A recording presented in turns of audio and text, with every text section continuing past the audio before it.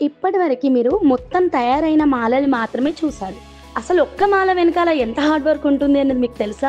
ఒక్కసారి ఈ వీడియో చూడండి. ఈ జంప్ రింగ్ తొందరగా ఓపెనే అవ్వదు. చాలా కష్టపడితే ఓపెన్ అవుతది. ఓపెన్ చేసుకున్న తర్వాత అది కూడా ఫోర్స్‌గా ఓపెన్ చేయాలి. అప్పుడు మాత్రమే ఓపెన్ అవుతుంది.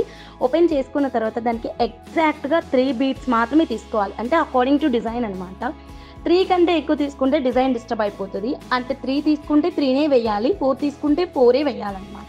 3 తీసుకుంటే ఇక్కడ వేసాను చూడండి. సో 3 వేసుకున్న తర్వాత మనం ఏ పెండెంట్‌కి అయితే వేయాలి అనుకుంటున్నామో దాన్ని హోల్‌కి అటాచ్ చేసి కరెక్ట్‌గా క్లోజ్ చేయాలి.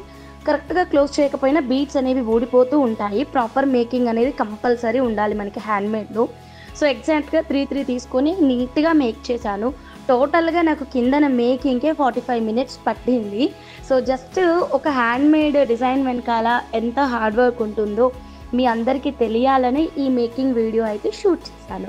నచ్చితే ఒక చిన్న లైక్ చేయండి. అండ్ దీని టోటల్ రిజల్ట్ ఎలా ఉందో ఒక్కసారి చూడండి.